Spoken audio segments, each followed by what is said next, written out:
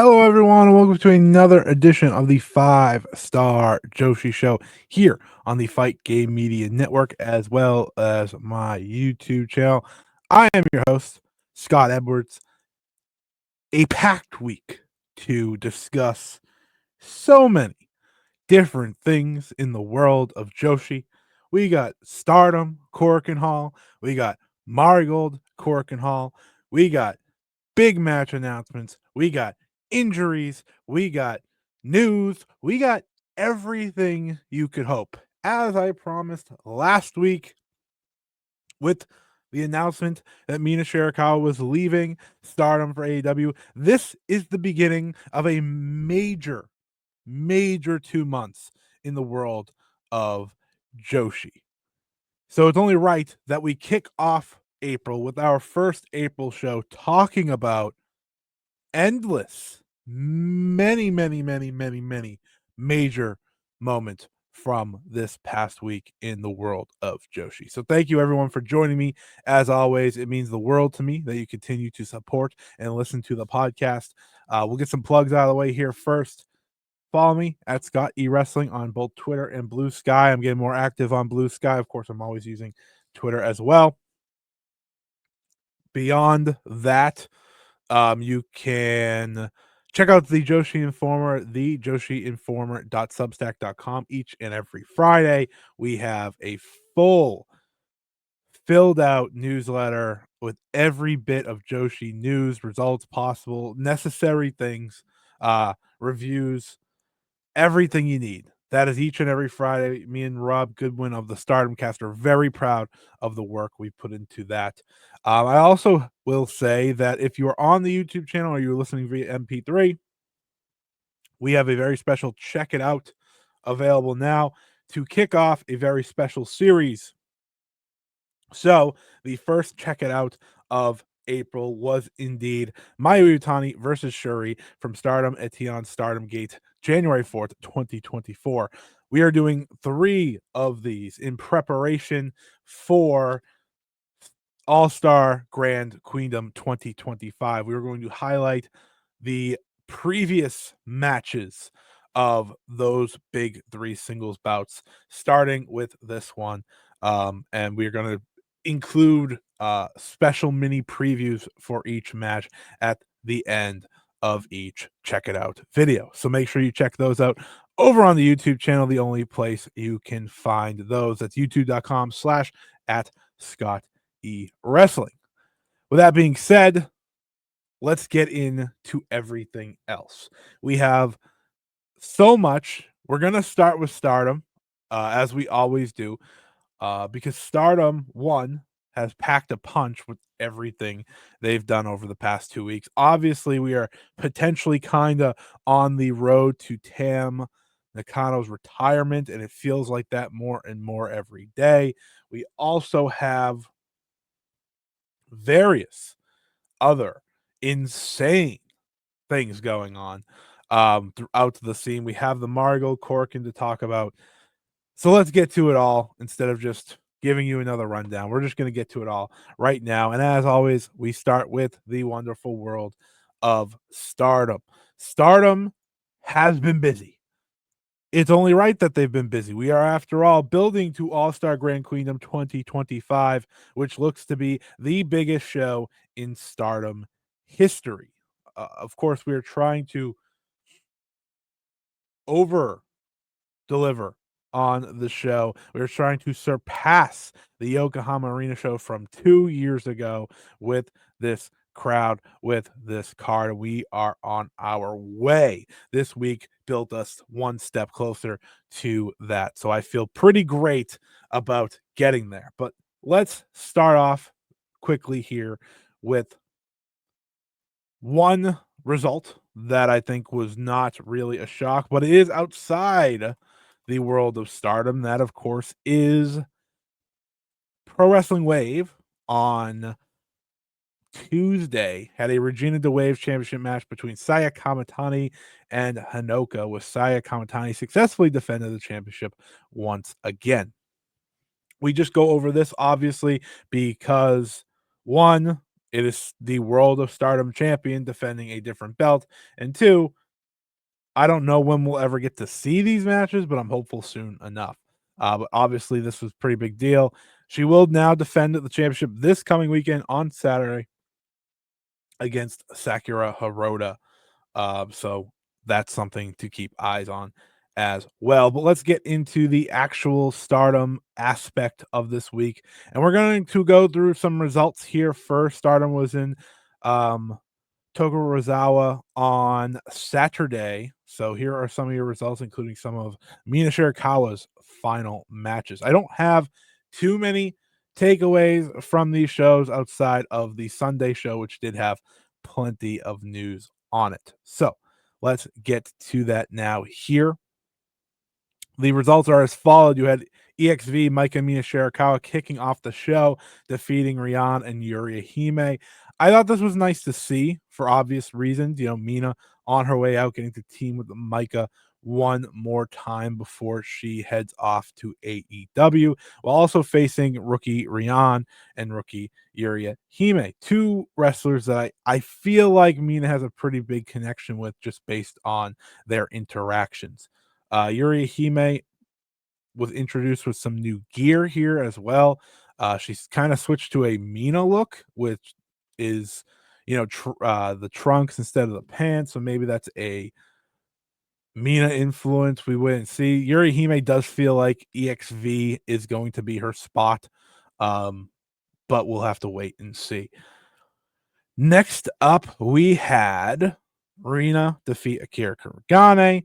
EXV's Hanako and Waka Tsukiyama, the reigning New Blood Tag Team Champions, defeated Ane, Kanaya, and Miyu Amasaki. Cosmic Angels, Aya Sakura, Sayaka Karai, Yuna Mizumori, they defeated Suzuki, Koguma, and Momo Kogo. Hanan, Mayu Iwatani, Saya Ida, they defeated Konami, Natsuko Tora, and Ruaka. God's Eyes, Hina, Lady C, Rana Yagami, and Tomoka Inaba defeated Neo Genesis, Azumi, Meisara, Suzu Suzuki, and Tabata. The problems between the two sides here continue as Crazy Star was indeed never fine. Of course, we will get to the bigger, bolder story. As you see in the title of this episode, it is the biggest story of the week, and we'll talk about here in a second. But then there was the solid main event, as you can see with the graphic on the screen if you're watching on YouTube. It was Tam Nakano and Saori Anou teaming up to defeat Azusa Inaba and Saya Kamitani. I thought this match was quite good. I thought Saori Anou and Azusa Inaba specifically actually had really good showings. Listen, I've seen Tam and Saya do the preview tag stuff 100 times over the past 6 months. They always are good. They're always solid. But it was Azusa getting the big main event spot that I found interesting and kind of showing she belongs in there with the main event competitors of the company. So I thought that was cool for her. But that was the Saturday show where, not too much happened. But the Sunday show did have some news for us. Was also just kind of a fun overall show, I found. So let's get to that now. As you can see, the main event was Neo Genesis versus Hate, and for various reasons. But the show started off with Hazuki and Saida defeating Anai, Kanaya, and Ane Kanaya, and Hanako. Akira Kuragane and Aya Sakura defeated EXV's Maika and Rian, which was kind of a big deal. Obviously, it was nice to see Aya Sakura get a win here.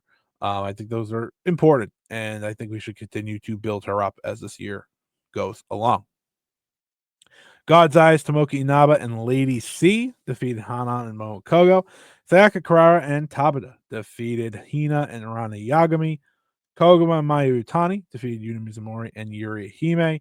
Saya Kamitani and Konami defeated Mina Shirakawa and Waka Tsukiyama. After the match, Saya Kamitani and Mina had a moment. Obviously, they have a lot of history with one another. That is the rivalry that brought Mina from mid card to superstar. It feels like, they had their version of a moment, I should say, ultimately ending with them laughing at each other and doing the Saya Kamitani eye pose.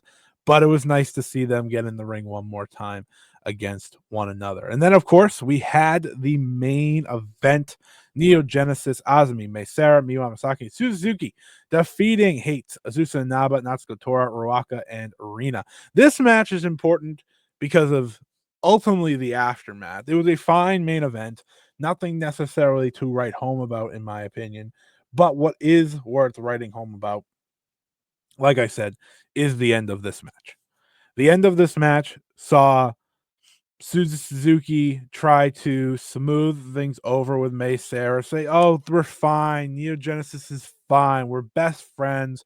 Crazy Star's fine." They all kind of embrace and accept it.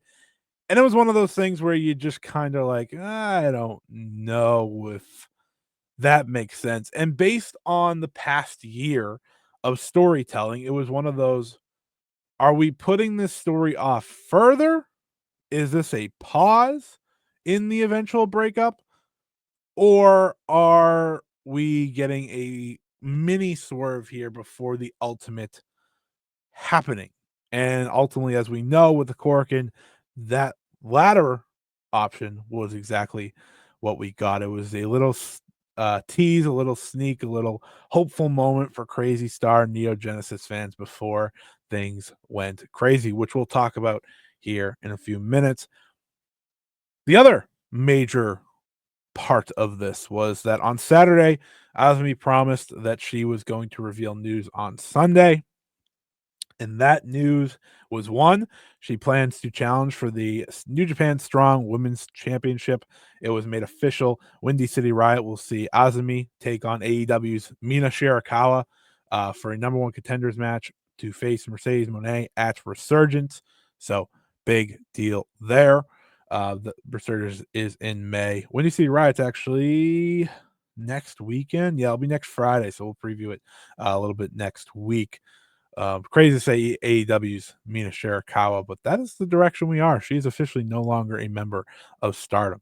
But she also laid down the challenge, the hopeful challenge after the Cinderella tournament went the direction it was. This felt like the obvious match to book for All-Star Grand Queendom, and it will be Starlight Kid defending the Wonder of Stardom Championship against Azumi. That is massive. That is exactly the match you want for Starlight Kid at this show. I didn't know if they would go down this direction or the Hazuki direction, but it had to be one of the two. It just felt natural, especially once Erina wasn't winning the Cinderella tournament. It had to be one of these two directions, and Azumi makes the most sense. Obviously, Hazuki had been taken out of contention by default, but this is a match that has history behind it, that has the rivalry behind it, but now has a new tweak to it. We haven't seen this match since these two have gone from rivals to stablemates. It's going to be a different vibe whatsoever. And ultimately, it is for the top prize for these two competitors. We are going to see them contend against one another for the Wonder of Stardom Championship. A championship, mind you, that Azumi is challenging for the very first time in her career. It's absolutely insane that that is the reality we live with, but it is the truth. I couldn't believe it when I thought about it, but this is going to be her first time challenging for the white belt. Previously, she's challenged for the IWGP Women's title, the New Japan Strong's Women's title, both of them two apiece. But this is a big deal. This is a very big deal for Azumi, who finally gets to step up and step into the spotlight that is the white belt. I can't wait for this match because one, I know what these two are capable of. But two, Starlight Kid has been on a level of here. Like she has been at the highest of levels possible this year. Right now, if you wanted to know, she is my wrestler of the year in my current rankings. Yes, she is my wrestler of the year. Now is Saori right behind her? Yes. but sure, for now, she is my wrestler of the year. And going into this show, knowing she's going to go one-on-one with Azumi, her greatest rival, that is beyond exciting. It's an absolute home run of a match. It makes All-Star Grand Queendom just all the more stronger. This show looks like the absolute show of the year, and we're going to talk about some more matches they've added. But the top 4 alone are going to be tough to beat. I cannot wait for this show. Next up in the world of Stardom, we will go to the Korakuen Hall show because really that's where all the news is. The Korakuen Hall show was a massive show for various reasons. We got title challenges, we got seemingly everything you could ask for from one of these shows. We got turns, we got challenges, we got everything. So in the opening match, which was not on the show, like the main card, Fusion Death defeated Anou, Kanaya, and Mizumori. But let's get to the main card because this is kind of where it kicks into gear from here. So, um, this main card was filled, and probably as I talked to about with Peps, as Peps kind of pointed out, this was probably the best top to bottom Korakuen Stardom has put together in quite some time. At least non pay per view. Um,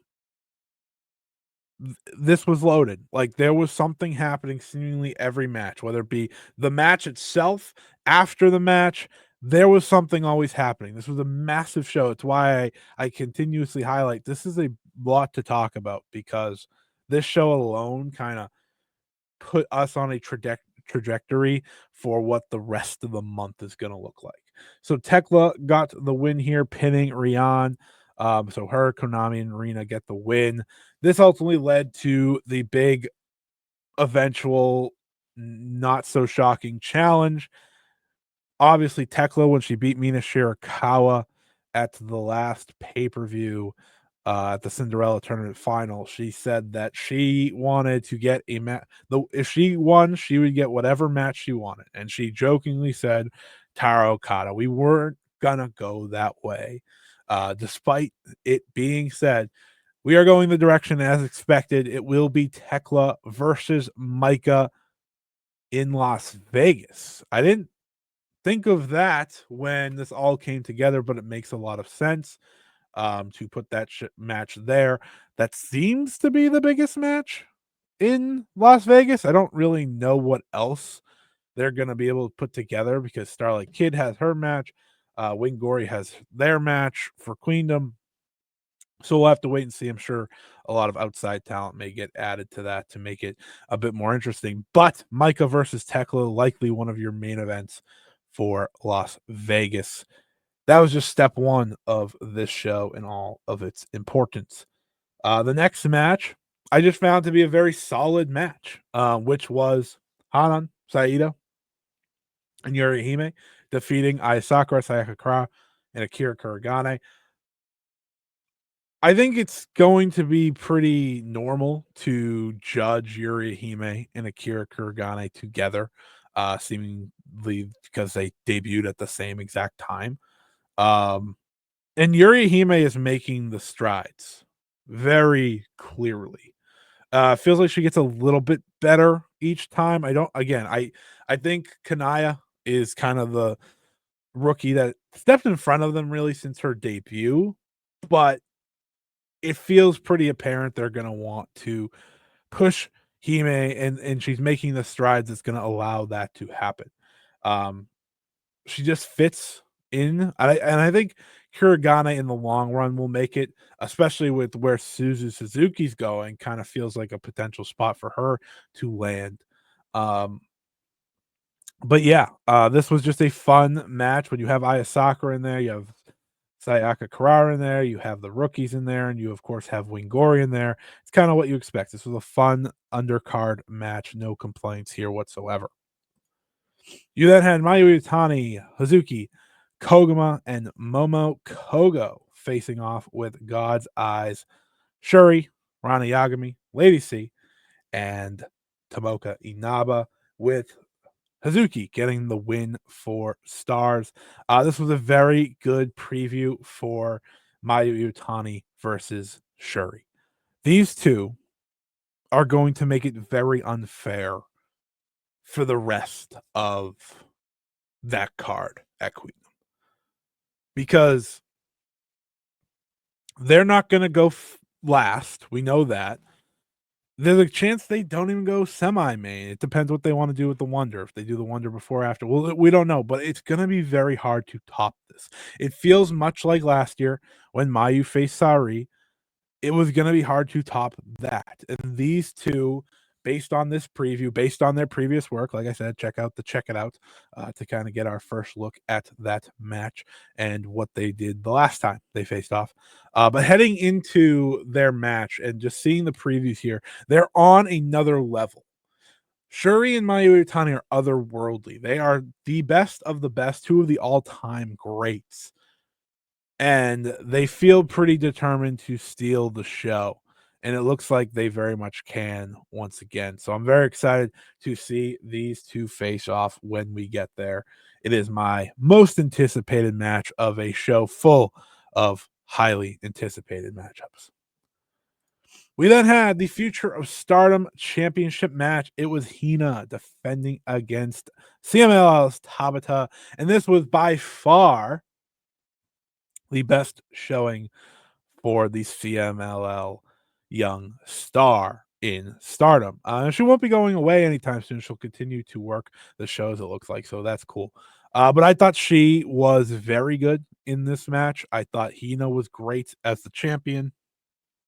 And really, I think we've gotten to a point with the Future of Stardom Championship where you kind of expect a certain level now. That's just how it's gone with the past couple of champions, right? Erina raised the bar. Miyu Amasaki, I thought, did a good job, and now Hina is doing the same. Hina is as technically sound as they come. She's going to put on a good match, and her and Tabata really had a solid matchup. It's not going to be the show match of the show or anything, but it was quite the good match. A very good defense for Hina, who won with her new frog splash. Tabata was able to kick out of the modified jackhammer, which I thought was a good spot as well. This was really, really fun. And the Future of Stardom Championship is a highlight more often than not. So I'm excited to see that it will be added to Queendom. I was worried they wouldn't get to do it, or they wouldn't do a Future of Stardom title match on Queendom, but we will be. It will be Hina defending the Future of Stardom Championship against Rana Iagami at Yokohama Arena. That match, if they don't have some big all-star tag on the show, which there's a good chance there is, there's still Natsupoi and Seriano and Rina and others that aren't involved. But if that's not a thing, I think this should open.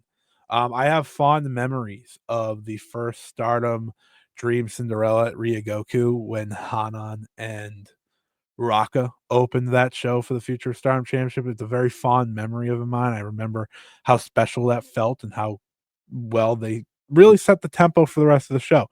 Um, Hina and Rana are both very good wrestlers, so I have no doubt in my mind that they'll have a very solid match at Queendom. We then had the Mina Shirakawa farewell match. I know she's not done. She will wrestle this weekend in Anjo. But this was the farewell match in many cases for Mina Shirakawa. They brought in Maika to do commentary alongside Natsupoi, who, by the way, was re-injured at the T-Heart show. We'll talk about the T-Heart show in a little bit here. She will be back next week, thankfully, but she was supposed to be on this Korakuen show. But let's talk about Mina versus Maika. This match was great. In many words, it was great. In very few words, it was great. I think when it comes to these two wrestlers, I've never had like the emotional connection to them that I do other wrestlers. I have been very open about that, but I appreciate the work that they do. And they were able to bring in my own emotions for a match that, again, when it was announced, I was like, oh yeah, that makes sense, that's fine. But they were able to bring it. This was probably the best Mina has looked in a very long time. I know her match with Mercedes at Wrestle Dynasty was very good, but this was just that Mina that was Wonder of Stardom champion level. This was her leaving it all out there one final time. And this was Maika kind of returning to her roots in many ways. Her hair's different. She's kind of got rid of the look that she debuted, or at least for this match, and she had the old gear that she had on during her DDM days, which, I just think that's the best version of Maika. But nonetheless, they had such a fun, exciting, emotional final match for Mina Shirakawa. Really, that's the best way to say it. This match captured everything you want out of a final goodbye, farewell type match. The emotions were running high. Mina was trying everything in her power to get the win and, say goodbye in her own way. It's not a retirement match, but it really is a farewell.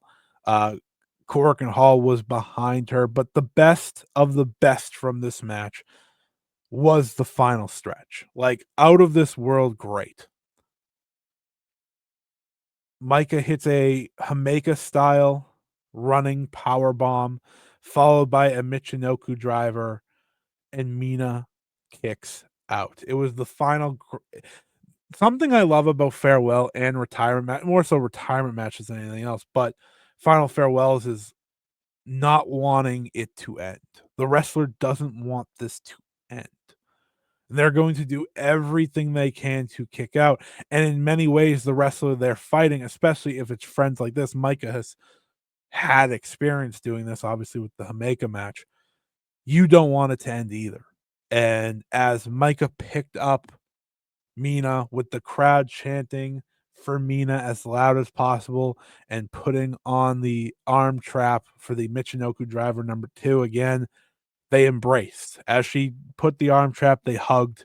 It was such an emotional moment, such a great moment before Maika once and for all ended Mina Shirakawa's time in Stardom with the Michinoku driver number 2. The right person won. The right person got the win in Mina's farewell. Listen, again, I know she's wrapping up this weekend, but this was her true farewell. And it was as emotional and great as ever. I've seen people talk about, maybe that they should have main evented because of that. I know why they didn't. Saori and Tam was always the plan. But with how emotional it was, it wouldn't have been a bad idea. But they did so much after this, it almost didn't matter. Um, but a big time 3 matches to close this show, and it's really hard for me to be upset with Mina's decision because I'm just not. It's the best thing for her. It's the best thing for Stardom. It's the best thing for AEW. Like I said last week, she's been kind of out of the company for the most part anyways. And her just kind of coming in and out wasn't helping either of them. So I'm excited for her to take on her next challenge. She left it all out there in this match. She'll get one more chance to leave it all out there in a Stardom ring in Japan on Sunday before heading to America full time to continue, or I should say, start her new life. So, bravo to Mina Shirakawa and bravo to Maika as well. Just a home run of a final match for her here in Japan. Next up, we have maybe the topic I want to discuss the most on today's show, at least from the world of Stardom, and that is the Neo Genesis versus Hate match from the Korakuen Hall show. Everything has finally arrived. We've been talking about this for a couple weeks now, probably the past month, really. It wasn't a matter of if, it was a matter of when will Suzu Suzuki snap. It had to happen. She has been the lone wrestler in her faction that, one, hasn't necessarily fit the vibe to perfection, but beyond that, She is the one without championship gold around her waist. She came up short now twice this year, both in the World of Stardom title challenge against Saya Kamatani, and of course in the Goddesses of Stardom challenge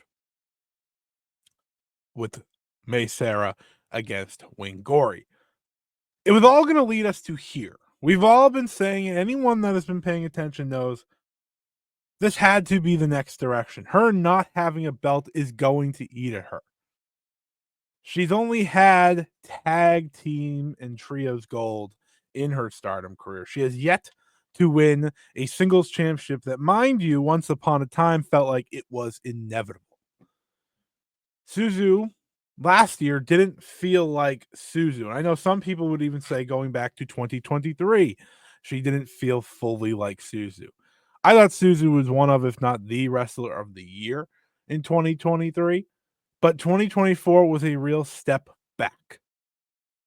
As we've seen now through the first 4 months of this year, it's been a bit different. She has shown that the wrestling is absolutely there. She is still fantastic in the ring, but the vibe now needed to change. And as the fights with May Sarah continued, as the scraps continued, as the miscues continued, Suzu Suzuki was only going to take so much. And after this Sunday, when she said, "Oh, we're friends, everything's fine, we're good," and she healed things up and we were good, you had to know it was coming. And we reached the breaking point here in this Neo Genesis versus Hate tag. And it was perfect to have Hate on the other side. I think they nailed this. Now, the match itself was quite good, leading up to the inevitable finish of said match. But nothing really mattered except for the moment. So the miscues continued here in the match. Suzu and May Sarah continuously bumping into each other, kicking one another. It wasn't working. Suzu took multiple kicks. And it led to a point where May Sarah was down and out in the middle of the ring. Natsuko Tora brings in the Hate steel chair and she tosses it to Suzu Suzuki, who absolutely decimates May Sarah's skull in. She drills her in the head. The crowd goes crazy. They're like, "Oh my God, she is joining Hate." I did the same thing watching on delay. Oh my God. It's one of those things where, I had some great comments over the past couple weeks from some of the listeners, great listeners. I appreciate all those comments. You can always leave a comment, how you feel about these certain things over on the YouTube channel. I do read and respond to all of them. But a great comment how didn't want Suzu to join Hate. And while I absolutely agree, it just felt like the place to go for now. And as that happened in the teased, it was like, oh, here we go. Another member of Hate. And then Suzu, the badass that she is, fakes the handshake with Natsuko Tora and hits a German suplex on her. And the scenes, people, the scenes from there is her fighting Neo Genesis, her fighting Hate. She is fighting everyone. She is back to being a mercenary. She is back to being chaos. She is back to being Suzu Suzuki. This turn was tremendous because now it creates not only excitement, not only hopefulness, but just overall interest in a wrestler who many of us love. We love Suzuki, but it feels like she can now sink her teeth into and just go. The instant shift in her character, in her demeanor is amazing. It's Suzu Suzuki. And now we hope from here we see where the development goes. What makes the most sense for Suzu Suzuki from here? Her being alone, but not afraid to fight the world. That's exciting. That's exciting to me. That should be exciting to many viewers. Listen, Queendom is going to be an end of an era, right? We are watching either Saya Kamatani or Tam Nakano, very likely Tam Nakano, retire from the ring. You need to create these interesting stories. You need to create these interesting points to carry us through.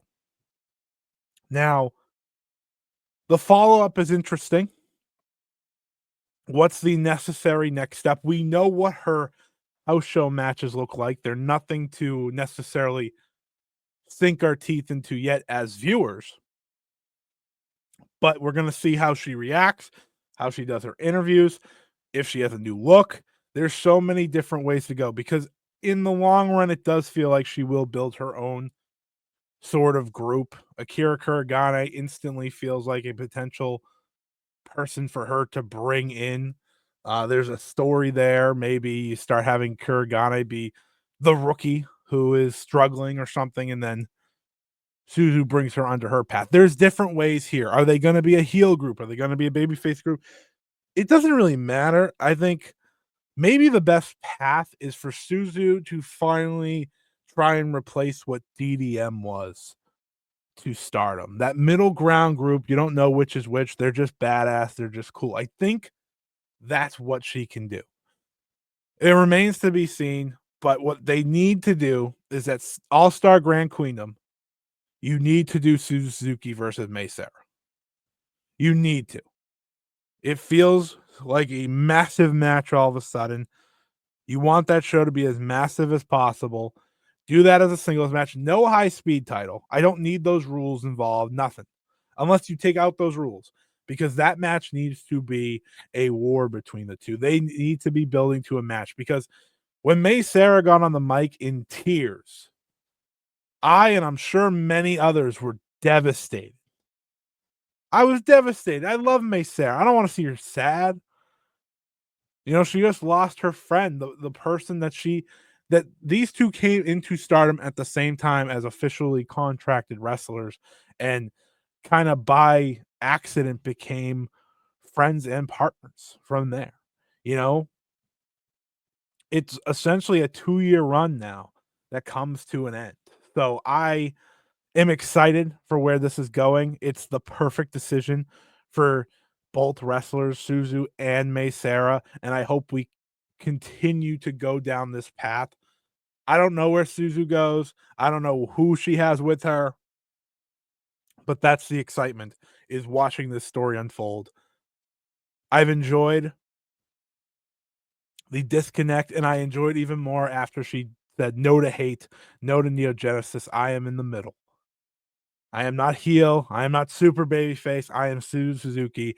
I am the mercenary, and I am going to kick your ass. That is what Suzu Suzuki is, and that is what's so great. So bravo on this segment, on this moment, pulling the trigger. Like I said, it had to happen, and it did.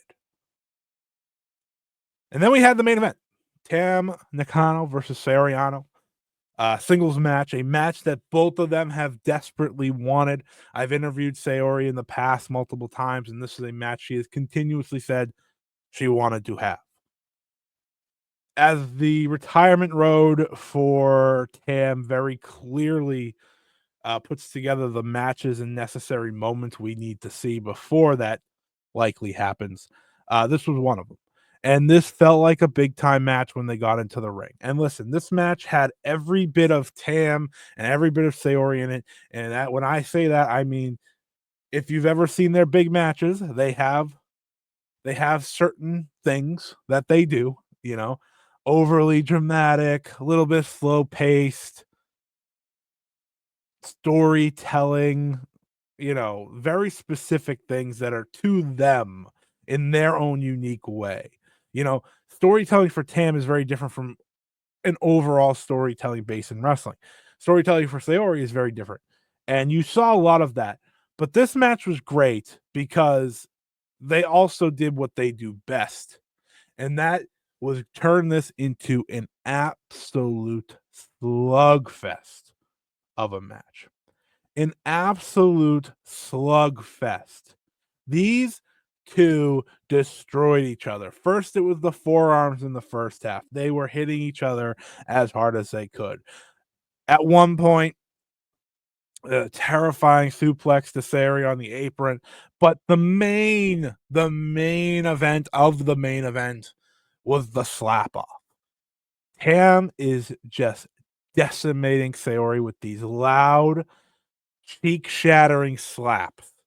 And Saori then, halfway through, puts her hands behind her back and pretty much tells Tam, keep it coming. And when Saori finally wants to give her receipt, she gives the loudest slap I may have ever heard on someone's face in a wrestling ring. It was breathtaking. It was terrifying. And it was awesome. These two went out there to beat the hell out of each other, and that's what they did. Tam Nakano, unsurprisingly, gets the win as she should. She's obviously building towards the World of Stardom title match. She gets the win. She hit a violet screwdriver. That wasn't enough. She had to hit the Twilight Dream to get the win. But this match was fantastic. Between this, the Maika Mina match, and the Suzu turn, you got to see it all. It was just a great 1-2-3 punch right there. I thought this was excellent. Really just a great show from Stardom as they continue to build towards the very exciting upcoming pay-per-view All-Star Grand Queendom in just a few weeks' time. But it is worth noting as well that we do have some cards now for the upcoming weekend, which starts here. Unagi Sayaka somehow, once again, is around. I don't know how she keeps getting let in the door. She's not buying a ticket as far as I'm concerned, but she keeps getting through the door. Of course, I'm mostly joking, but she does. She does keep showing up, and it's very funny. Tam also reacted that way. She's like, why are you here? I got rid of you. And ultimately, Unagi's reference was, well, that was when you were part of the roster, and now you're not. I was like, okay, that's funny. So it ultimately led to what will be Tam's homecoming match on Sunday. Unagi will team with Tam and Saori Anou in the main event. Unagi's treating it as her official Cosmic Angels graduation match that she never got. If that isn't a sign that this is it for Tam, I don't know what is. And if this isn't a sign, if Tam doesn't retire after the 27th, there's going to be a lot of explaining to do, or Saya is just out of nowhere retiring. But there's going to be something, because this is as much of a retirement road as you can have. So let's talk about the upcoming cards. We'll preview what the next two shows over the upcoming week look like. They have two shows on Sunday and Thursday. They also have a show on Friday, which I guess we can briefly go over, since I'll talk about it next week, but we won't be able to review it. Anyways, let's talk about Stardom Dream in Anjo, the Tam Nakano triumphant return. The show will be live on Stardom World. Syuri, Hina, Lady C will face Suzu Suzuki, Akira Kuragane, and Yuri Hime. So off the bat, Suzu Suzuki is teaming with Suzuki's teaming with the rookies. No necessary alliance here. Mei Sarah goes into a three-way match with Ane Kanaya and Fukigen Death. Hanan, Hazuki, Koguma, and Momokogo team up. They'll face Natsuko Tora, Ruaka, Erina, and Azusa Naba. Mayu, Iwatani, and Ida are on the same team. They'll be against Tomoki Naba and Rana Yagami. That should be a fun one. Mina Shirakawa's last match in Japan will be an emotional one. It'll be Mina Shirakawa versus EXV, Maika, Waka Tsukiyama, Hanako, and Rian. So that should be a very, very emotional matchup there. Saya Kamatani teams up with Konami. They'll face Azumi and Miyu Amasaki. And then your main event, it will be Tam Nakano, Saori Anou, and Unagi Sayaka facing Yuna Mizumori, Aya Sakura, and Sayaka Karara. So an all Cosmic Angels main event. Not a first time type scenario. A few years, I think it was 2 years ago. I remember a similar main event when they went to Anjo for Tam. So another way to get there. On Thursday in Osaka, this will be the show as followed. You'll have Mayu, Iwatani, Hanan, Saida, and Momokogo team up. They'll face Hazuki, Koguma, Kira Kuragane, and Yuri Hime. They'll serve as a preview tag ahead of the Goddesses of Stardom match. Tomoki Naba and Rana Yagami will face Sayaka Karara and Ane Kanaya. Meisara Miyu Amasaki will team with Tabata. Tabata back in her CNL stint. I know she's probably there for the Ryogoku show. That's the Lucha Fest thing. They'll face Konami, Azutsunaba, and Fukigen Death. Syuri and Lady C team up. They'll face Natsuka Tora and Erina. Suzuki is in a three-way battle. She'll face Yuna Mizunori and Hanako. Maika, Waka Tsukiyama, and Rian will face Seriano. A returning Natsupoi and Aya Sakura. So welcome back to Natsupoi, who had been injured. Had been injured at the beginning of March. Then was coming back on the Korakuen. Had to get pushed back due to getting hurt at the T-Heart show. She is now officially back. So welcome back to Natsupoi. And then in the main event, Saya Kamatani teams with Raka to face Tam Nakano and the returning Wonder of Stardom champion Starlight Kid. Obviously, we hope and I assume that both Natsupoi and Kid are ready to go. They're ready to be back. That's what I like to assume. If they are going to be back, they should be back healthy 100%. We'll see if that's the case, but Kid and Poi are on the full card, so it seems like that is the case at least. So we hope for them. And then, like I said, they have a show on Friday. We'll just quickly go over it. Well, I'll go over it again next week. But Iruma Izumori and Sayaka Kara, they'll team up to face Rina and Fukigen Death. Waka Tsukiyama and Rian face Lady C and Ane Kanaya. Starlight Kid, Mei Sarah, and Miyu Amasaki face Suzuki, Kiro Kuragane, and Yuri Hime. Hanako goes one-on-one with Tabata. Tam Nakano, Natsupoi, Seriano, and Aya Sakura team up. They'll face Natsuko Tora, Konami, Ruaka, and Susanaba. In a very interesting three-way, it'll be Saya Kamatani versus Maika versus Saya Ida. Obviously, exciting matchup. And then your main event will be a preview for the IWGP Women's Title match. It'll be Mayu, Iwatani, Hina, and Momo Kogo facing Syuri, Tomoki Inaba, and Rana Yagami. We got a lot of shows before they head to Las Vegas, so we'll look forward to those when they come around.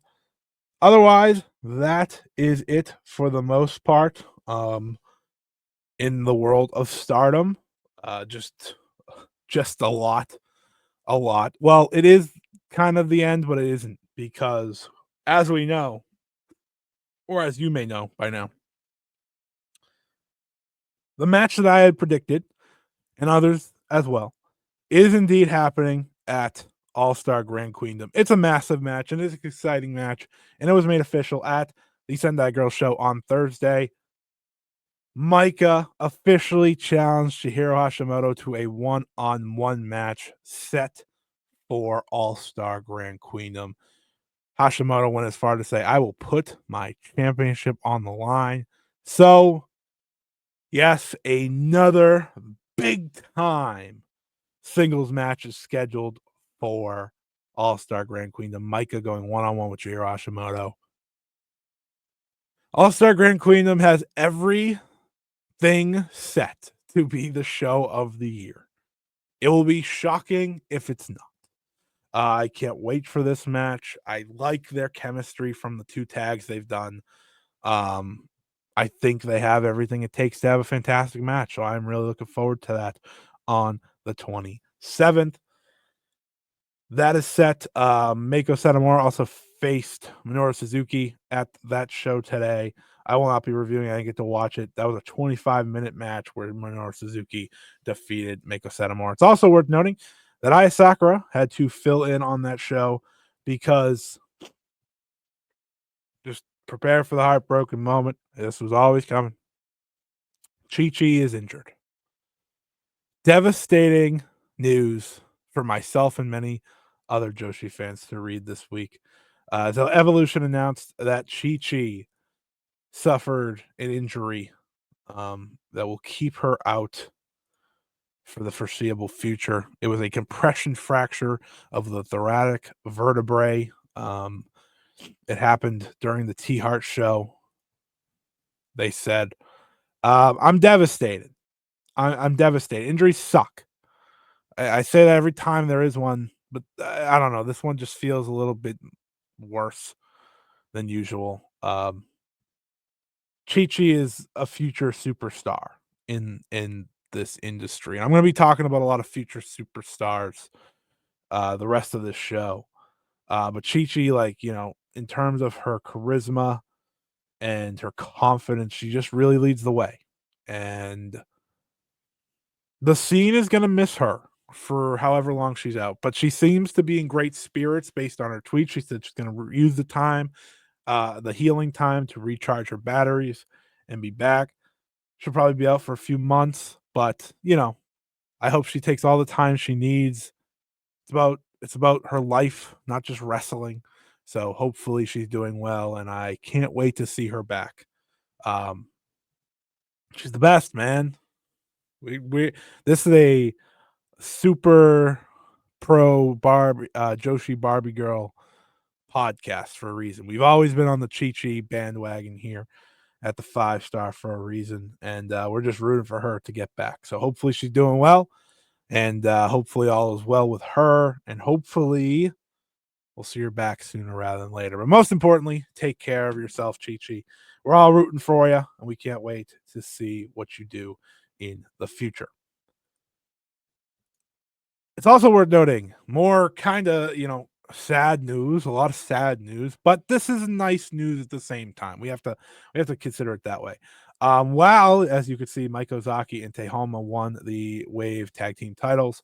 Tae Honma announced after the match, if you're watching this on YouTube, Tae Honma on the right, if you don't know who she is, Tae Honma announced that she will be retiring later this year in October from pro wrestling. She joins recently announced Yoshiko Hasagawa, who will be doing the same, retiring from TJPW. So a lot of retirements all of a sudden in the world of Joshi. Obviously, we knew some big names were retiring with Mako this month and the 9 next month, but more names continue. Listen, there's ways to look at this. Obviously, it's sad, and you don't like to see anyone retire. We don't want to see anyone retire, but it sounds like it's on her own terms. And as far as I'm concerned, that's great. When you get to retire on your own terms, it's very special. It's very important. And, we wish Stay Home the best. Hopefully, her retirement road is an exciting one here. Plenty of time if you are a fan of hers to appreciate her time as she wrestles for the next couple months before she wraps it up. So, congratulations to Tae Honma on that. We'll be keeping tabs as time goes on. And I just wanted to quickly talk about the T-Hearts show from this past week, because boy, oh boy, was this show great. Specifically, the main event. So just to quickly go over the results. Honori Hana and Misa Kagura wrestled to a 15-minute time limit draw. I like the budding rivalry between those two. I think it's a lot of fun. I got to watch Nori wrestle. Pure celebration from here. I got to watch Nori wrestle. It's been a long time since I got to see Nori wrestle. I would love if Nori wrestled more places that were, visible. I know she does some freelance shows here and there, but she doesn't wrestle a lot. And she's too talented not to wrestle a lot. She defeated Maria Kuga. That was a fun match. Yuri defeated Chi in another fun match, I thought. Then we had the Aja Kong and Tan Nakano versus Yumika Hoda and Sayori versus Karo Ito and Natsupoi match. So 3 angels, 3 legends. That match ended in like 3 minutes when Aja Kong hit Natsupoi with an hurricane to win the match, which then turned into a trios match: Tam Nakano, Natsupoi, and Saori Anou versus Aja Kong, Karo Ito, and Yumiko Hoda. I enjoyed that match. I thought that was a lot of fun. I liked the trios match a lot.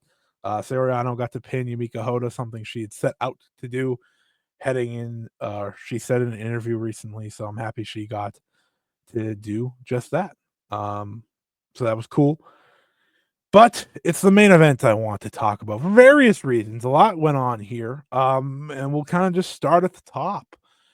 Shah, formerly known as Shah, is now going by Sayaka Toyota. This was revealed at the show. Big time entrance, big time new presentation. She is taking on the name of her aunt, Minami Toyota. She is the niece of Minami Toyota, the legend herself. She is taking that name on. She is ready for the challenge. Going from Sha to Sayaka Toyota is a big change. But she really impressed me at the last Sareism show. I thought she really stood out there, and I think she stood out here as well. There's a lot of potential here in what she brings to the table. Some really good forearms, good athleticism. She had a great diving drop kick in this match. She has a good attitude about her, good confidence about her. So I'm hopeful that this only means big things for Sayaka Toyota as we move forward. But let's talk about the match itself. The match was great. I mean, you have Dash Chisako, Veni, Saori, and Chihiro Hashimoto being the veterans on each side. And then you have Sayaka Toyota and Miku Kane as the young guns on the others. Of course, both of them belonging to T Hearts and getting the highlight main event. Miku Kane is so freaking good. It's insane how good she is. And I think that's something that's very important in Joshi right now. Miku Kane's 24 years old, of course, wrestling actress girl since 2022. But she made the jump to T Hearts last year, and it's really been the game changer she's needed. She's already almost had as many matches as she did last year. She's at 29 so far. She had 46 in 2024, which was her most ever. But I think that's something that's really important in Joshi right now. And it's kind of the talking point that I was going to have later, but I'll just bring it up partly now and we'll talk about it a little bit more. Is that all the rookies that are really shining, that have a really exciting future, all the young stars, they are really being backed by all the right people. And I think Sayaka Toyota and Miku Kane are quickly part of that. I think Miku Kane is incredibly talented. And I know I'm not alone in that. She had such an incredible performance in this match because Dash Chisako would not let it go. She was bringing it to this poor girl, and she just kept fighting back. Her kick out on the diving foot stomp was really the highlight of the match. But you had Sayaka Toyota challenging Saori with forearms just to get destroyed. You had Veni and Hash going at it. It was great. It was just such a great match. If you could find it, go out of your way to see it. Fantastic trios match from T Hearts here with Dash Chisako getting the win after the splash on Kane. But just fantastic. We'll talk more about the rookies of the scene here in a little bit because obviously there's a big match that really highlighted them as well. But that, of course, brings us to the Marigold Korakuen now here. A big time Korakuen Hall show out of Marigold this past weekend. On Sunday, they did, I think, their best Korakuen attendance wise since since Julia's goodbye. 911 people, I believe, were in attendance, so that's great to see.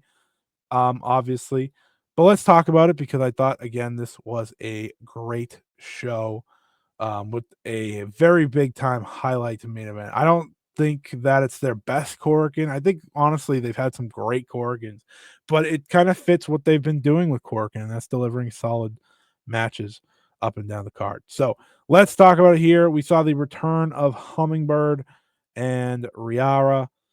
Oh, not Riara. We saw the return of Hummingbird and Nagisa Tachibana in the opening matchup, which was great to see. Both of them have been out for some time. Hummingbird and Riara got the win, defeating Nagisa Tachibana and Ryoko Sakamura. Not too much to write home about there necessarily, but I thought overall, when it comes to Marigold and their opening matches, especially with the rookies, or the younger competitors or the newer competitors, whatever you want to say. I think they are showing a better consistency, especially in these opening matches on these bigger shows, which is great to see. I'm fascinated to see what both Hummingbird and Tachibana look like. Tachibana's career barely got off the ground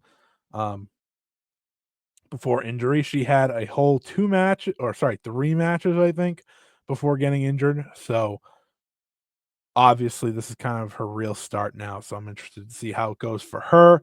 You then had Yuki Minami and Rhea Seto defeat Celine Flora, Kazuna Tanaka, and Victoria Yuzuki. I thought this was quite a solid undercard tag from the Marigold side of things. Rhea Seto has been one of the most improved wrestlers over the past 3-4 months specifically. She is making the strides you want to see. If one, you're a Marigold fan, or if two, you're just hoping for a young talent to shine. This is what you want to see. I'm a big fan of both Kazuna and Yuzuki. You know this, and I think Yuzuki and Seto have shown some really great chemistry. But in the closing stretch here, I thought Kazuna and Seto really connected. Um, it felt like every time Kazuna was closing in on a win, Seto made sure to get out of it to survive. And it was all to set up what will now be a Superfly Championship match at Shikiba First Ring, I believe on the 12th. Um, but this was really, really solid for the undercard. I was happy with it. I think it accomplished everything it's supposed to accomplish. I missed Celine Flora. I think they're a great duo, but this was really cool to see Rhea Seto get the win. You then had Chiaki and Misa Matsui defeat Chika Goto and Natsumi Shozuki. I thought this match was pretty solid enough as well. Nothing to, again, write home about, but a very solid undercard tag, which establishes now Chiaki and Misa Matsui as a duo. Misa Matsui was the one to get the win. They continuously are giving her wins. After the win, I thought maybe she should be the next challenger for Mai Sakurai and the United National Championship. That's not the direction they're going. I wish it was, but maybe they do for Shine Forever. We'll have to wait and see on that one. And then there was a not three-way. There was a trios match. It was Chen Yoda, Mikuano, Mirai defeating Darkness Revolution, Nagisa Nozaki, Megaton, and Gigaton. The positives here are obviously I love Chen Yoda being around. I love Mikuano, love Mirai, love seeing them get the win. I thought Nozaki put in a decent shift here, because all things considering. But we just gotta talk about this. We gotta talk about this. Sorry, I forgot to click the graphics. We have to talk about this because I don't need Megaton and Gigaton. It's not necessary. I'm a big Nao Ishikawa fan, and I want Nao Ishikawa to be Nao Ishikawa. I know I've done this before, but I'm going to do it again.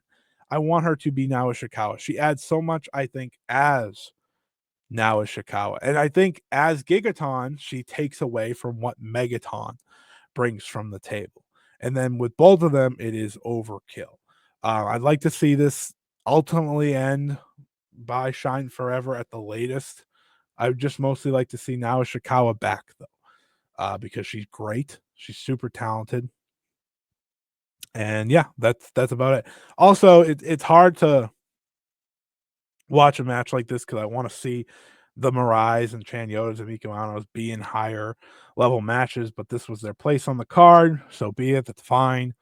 But yeah, this was the match that on the show that I was just like, not what I'm looking for. But it's fine because we're building for Mirai now, and I'm fascinated to see what Chanyota continues to do in this company as well.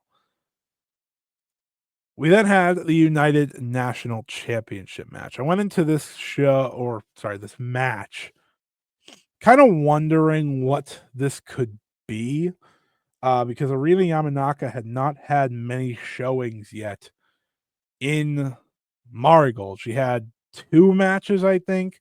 She doesn't wrestle a lot. It's very odd. She's had 6 matches this year, 3 of them being in Marigold. So, like, I was very interested to see, like, what does this look like? According to Cage Match, she has 42 matches total in her career. I don't know how true that is, but it's probably closer to true than not. But what level can Mai Sakurai bring this match to? Because we've seen Mai Sakurai really impress over the past, I want to say, 6 months, especially, and with this United National title, she has been tasked with bringing challengers to a higher level, right? We saw it with the Chanyota match. I thought her and Chanyota had a great match. What could her and Erina Yamanaka do? And what I thought they ultimately did was over deliver on my lowered expectations because I was so unsure. Is the match great? No. Is the match good though? Yeah, it was good. And I thought it was very raw in a good way. Yamanaka is someone who I think if she was consistent in wrestling could be really fun, really good. And my Sakurai, I mean, the fact that we are here talking about my Sakurai and she is at this level, it's again a credit to her. I can't give her enough credit, I think, in terms of what she's become over the past year, especially. She went from a solid tag wrestler to just a great overall wrestler that you are cool to see in these big matches, and she's a deserving United National Champion. I'm fascinated to see who they give her at Shine Forever, because we know she won't be defending at the next Cork, and we'll talk about that here in a second. But she's gonna have to defend against someone, and it's not gonna be Mirai. So hopefully she gets someone that is one part of the roster. That'd be cool. But maybe not as much of a challenge for her. But honestly, like Yamanaka hit some big strikes in here, some impressive moves in here that really impressed me. Like I said, this was better than I expected. And it was a good match. It was a good match. It was a good, solid title defense, kind of what you want if you're Marigold, especially when you make this matchup. So I'd like to see Yamanaka stick around, not disappear anytime soon. I think her continuing to take part will do a lot of good for her, a lot of good for Marigold, but we'll have to wait and see there. Like I said, no challenge after this, so we'll have to wait and see who my Sakurai's next challenger is. Let's talk about it. The big time matchup. It was Marigold versus Marvelous. This was the headliner, in my opinion. While there was a Marigold World title match on this show, this was the true headliner on this show. You had Nanai Takahashi and a returning Syuri Yamaoka taking on Takumi Iroha and Seika Akatsuki.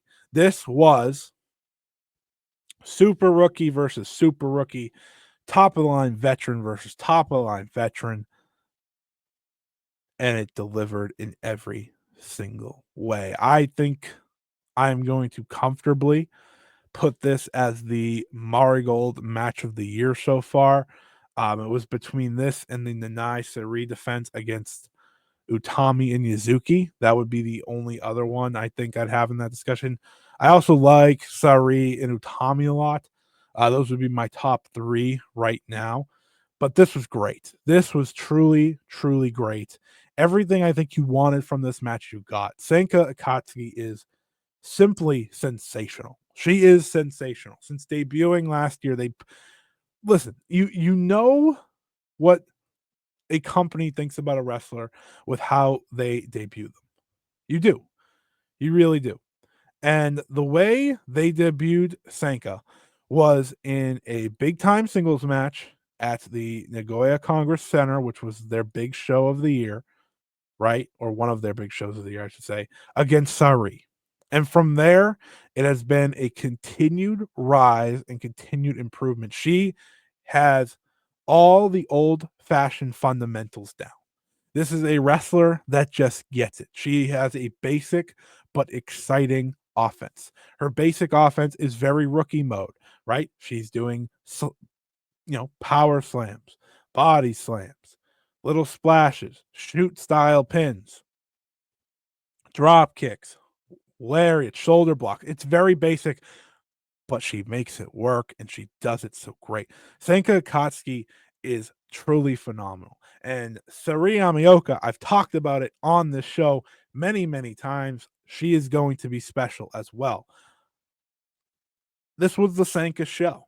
And listen, I think it should be the Sanka show, especially in defeat. You want that. But in the end, who was the one that won? It was Seiri Yamaoka. We'll talk about the match itself and what happened within the match. because that's important. But these two are key. And when I say key, I mean truly key major parts of where Joshi is going in the future. So let's talk about the match, then we'll talk about the future that these two present. Match, like I said, was fantastic. You start off with some great grappling between Syuri and Sanka. That's really engaging, really exciting if you like that type of stuff, which I'm on and off, but I thought they were great. And really the relationship between those two in this match was a struggle. It was who's going to get the last laugh because both of them are getting many shots at one another. But who was going to get the last laugh? Who was going to show that they are the one step ahead? Because no one's going to be 2, 3, 4, 5 steps ahead. But a step ahead is sometimes enough.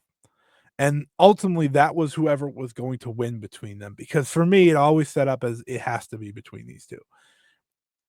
These two are somehow at the worst they're ever going to be as well, if you think about it that way. They're only going to get better. They both show such exciting levels of potential. And it's hard to not be excited anytime you watch them wrestle. And the fact that they're in there having a match, I think, to this level is, again, sensational. This is the best match of either of their careers, and they started doing it by doing it together. Nanai and Takumi played incredible roles in this. Watching Nanai kind of decimate Sanka was fun. Watching Takumi just kind of destroy Saori was fun, but Saori got her last. She hits Takumi with a German suplex, which was great. Um, yeah, the back and forth in this was fantastic.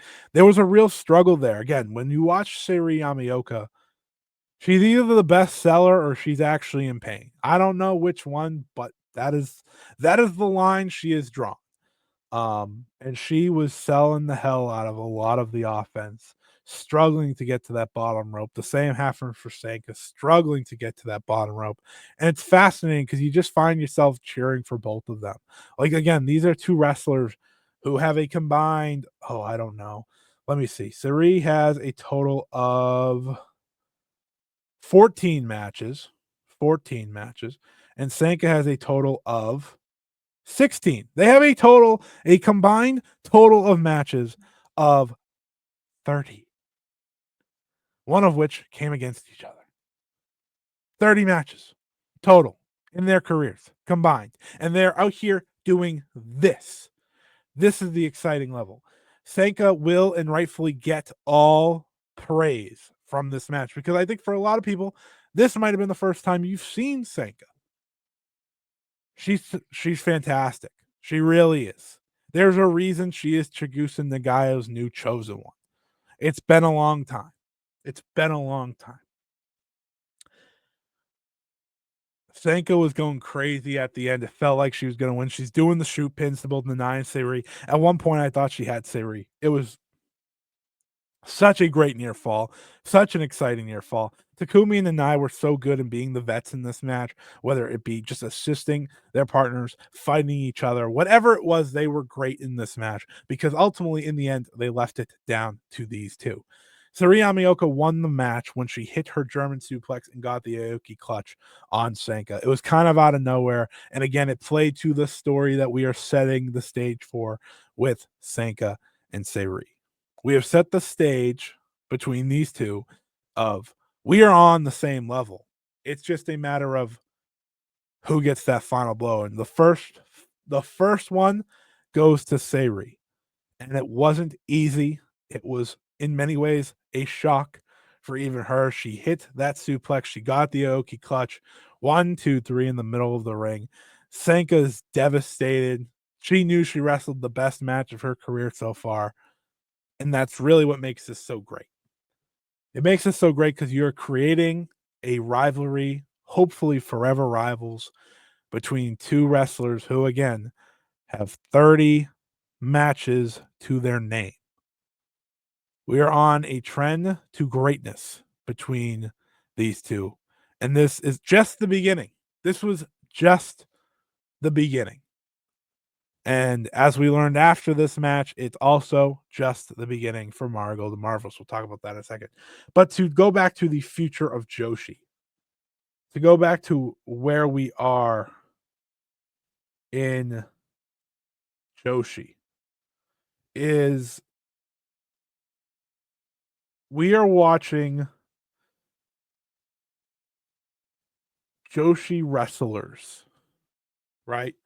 We are watching Joshi wrestlers have the backing to become stars.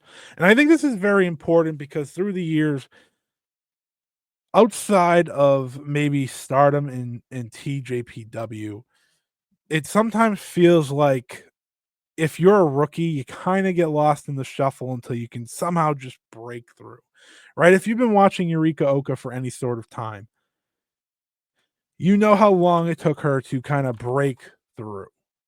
And when I say breakthrough, I mean she's always been talented and she's 21 years old, but she's been wrestling since 2019.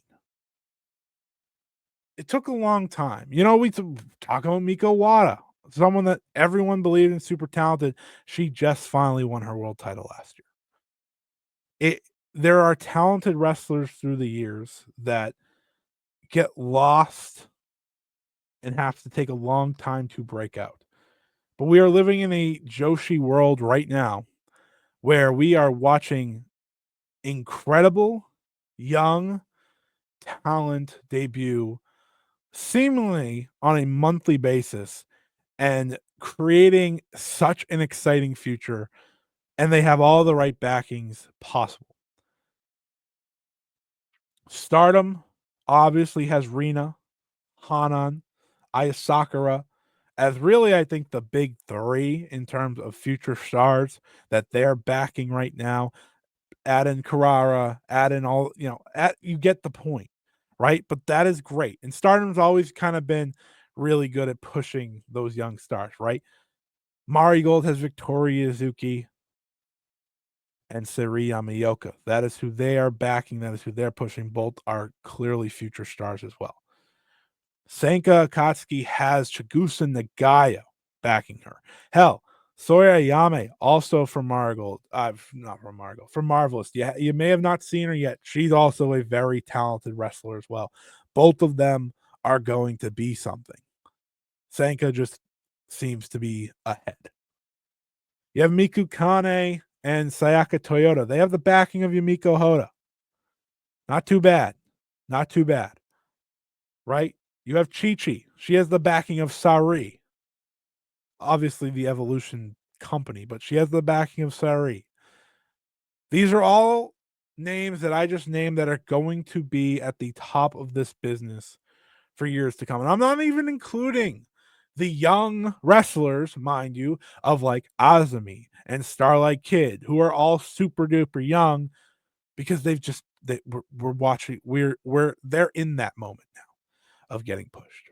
They were inevitable. And you could say Hana and Rina are pretty much there already, but until one of them wins that title, we'll have to hold off on that. But you get my point. There and this isn't all the rookies, but to me, those are the rookies worth mentioning, or the young soon to be superstars worth mentioning. Because I do think those are the wrestlers that are gonna really carry us forward as Joshi fans, the Joshi scene itself. And while you have the veterans of Nanae Takahashi retiring and Meiko Satomura retiring and Tae Honma retiring and Yuki Miyazaki retiring and Yappy retiring and Tam retiring. Yeah, and obviously those are all different levels from top of the top draws and whatnot. But you get it. With all these wrestlers retiring, the scene has been replenished, has been blessed with a crop of rookies and a crop of young stars that truly have everything it takes to carry the scene forward, and they have the people behind them to make sure it happens. So I'm very excited for where Joshi's going. If you watch Marigold versus Marvelous, if you watch this twin star match, you're going to walk away feeling the same way. Syuri Yamaoka and Senka Akatsuki are the future of Joshi. Plain and simple. and this is only the beginning for these two going head to head. And as I said, it's only the beginning for Marigold and Marvelous going head to head after after the match. It was still all out war between the two brands.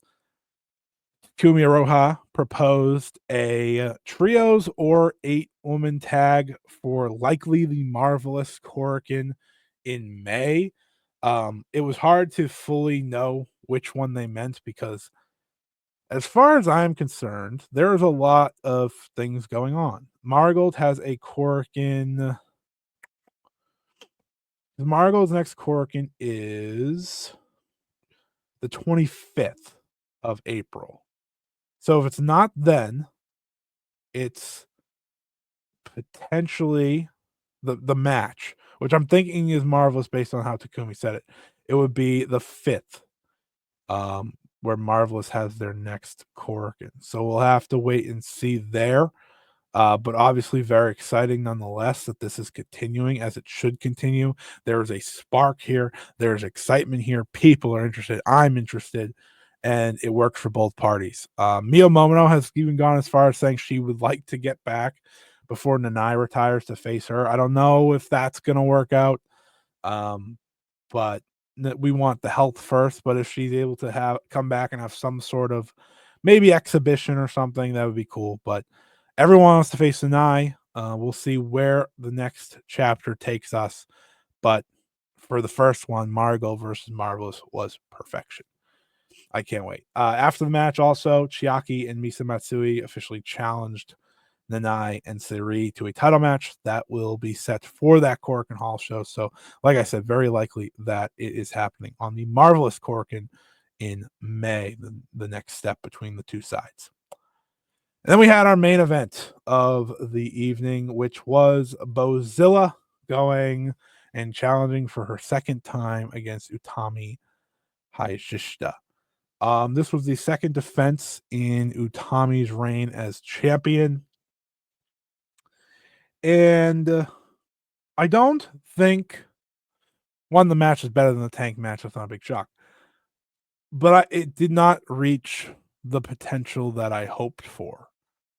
And I think there's various reasons why, which we'll talk about here.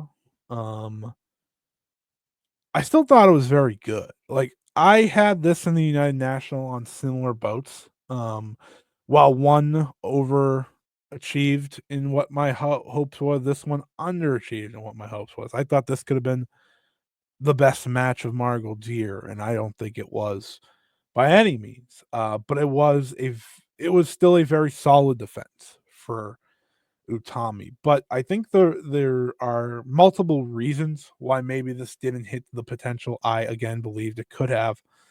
And I think we're kind of seeing it. We're kind of seeing the reality. Utami's best role, or Utami's best version of herself, is playing to someone else's match. In many ways, she is a lot like Tam Nakano in that sense, is when you play to someone else's match, you can show your strengths even better, because Utami's strengths are playing or wrestling and selling, like we saw with the EO match, for example, like we've seen in other, or like when she's had matches with Mayu, for example, or when she had that Syuri match in Gold Rush, not the Syuri matches of high acclaim, but that follow-up in 2022, which I love. You know, her best is when she is doing that or wrestling an epic, I think, against someone that can wrestle a similar epic. That is not Bozilla's game. And I think we are also seeing with Bozilla a change as of late as well. As I've watched Bozilla in now this match, in the Mirai match, she has seemingly kind of changed her style a bit, more to a general monster rather than what she was in that Saori match. That Saori match was the pinnacle of what Bozilla can be. And yes, I know it was Saori. I understand that. I do think that both of those matches, while good, should have been great. And it's partly because of the method we've gone down. Bozilla's great, but I think both of those matches have shown or shined a light on maybe the direction she's going, which maybe fits where she wants to go in her life. There's no doubt about it. I'm sure she wants to get signed by one of the big companies and have one hell of a career. And that's maybe the style she's switching to more. But that war with Saori is what I want to see from Bozilla. And I think if Utami was wrestling more of the Bozilla match from that, where she's selling and fighting back and being the underdog champion, this could have hit a higher high. That being said, I still thought they had a good match. The main thing that didn't work for me was the Darkness Revolution run-ins. Unnecessary in the big Bozilla match. Bozilla's a monster. Bozilla's a different beast all around. I don't need to see her being saved or being helped. She can do it herself. We've seen her do it herself. So that took me out of the early going. And I thought they came back around in the middle and latter half or the latter third as well. Bozilla hit not a pedigree, a pile driver on the apron. That was a great spot. They went crashing through the table. That was a good spot. That was nasty. Like they did a lot of things I liked. It's just that opening kind of took me out of it, and they had to work me back into it. Now, again, I think both of these wrestlers are great. I think Utami is in desperate need, though, of that top of the line, fantastic, great match. And I don't think this was it. I like the Saori match a lot, but this is now a defense, right? I'm not talking about that match. That's against Saori. That's against the best wrestler on the freaking planet. In this range, she needs that, and I think we are on our way to that because I did think she had a great Dream Star. I loved her match with my Sakurai in the Dream Star final. But in terms of this title reign, there's certain things you want to see. And I don't think this match again hit the high that I wanted to, but it still hit a level where I walk away and say, okay, that was a very solid defense. I also don't think they were helped by following the Marigold Marvelous match. Had that been one earlier and they followed the United National, I think that helps them a lot more. But yeah, those are my thoughts from this match for the most part. I think both Utami and Bozilla are great, great wrestlers. And I think in their previews they showed a lot, and ultimately they got there. It's just we're seeing both kind of be different. And listen, this is part of growing. Bozilla was in any has never been anywhere close to a finished product in all the best ways, and she's still not. And I'm excited to see what her and Megan Bain looks like when she heads over for WrestleMania week. I think she's going to be sensational there. Um, but yeah, that is kind of my main takes from this match. It was quite good, but not great, not to the level of greatness that I really thought they had in them. I think we'll get there, though. I think we will get there with Utami's reign. I think Bozilla is obviously fantastic, and if the expectation is her run comes to an end, maybe it's Shine Forever, right? The 1 year rumored run for her. That's fine. She's had a great run.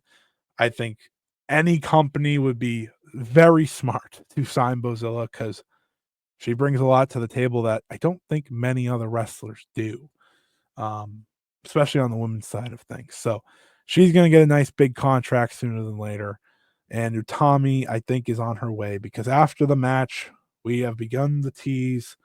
Mirai stepped up, but they didn't commit to the match yet. Utami used reasoning. She said, listen, you lost to Bozilla. I am not giving you a title match. You have to impress me. You have to show that you are deserving of a title match. So at the Korakuen Hall show later this month on the 25th, it'll be Utami Hayashishita teaming with Victoria Yuzuki against Mirai and Mai Sakurai. There'll be a big signature tag match, all the champions in one match, with Mirai trying to impress Utami. I think it's pretty simple. You have her pin Utami to impress, or you pin Yuzuki in a dominant like looking fashion. Whatever it may be, I have been saying for quite some time now, Mirai feels like the ace of this promotion. And it surely would feel right if she gets the big time match at Shine Forever against Utami. And honestly, there will be a serious consideration of maybe that's where we change the title. We'll have to talk about it. We will talk about it. But for now, that is the direction, and a direction I am excited for. Quickly, let's just go over this weekend preview time for Marigold as I start to lose my voice. So they have 2 shows over this weekend. Obviously, if you're watching the YouTube, you know one of the big matches is already scheduled here, but they'll be in Kyoto at KBS Hall on Saturday. The undercard is as this: Hummingbird versus Nagisa Tachibana versus Riara. You also have Seto teaming with Natsumi Suzuki against Kazuna Tanaka and Ryuko Sakamura. And then Saori Yamaoka steps back into singles action. She'll face Yuki Minami.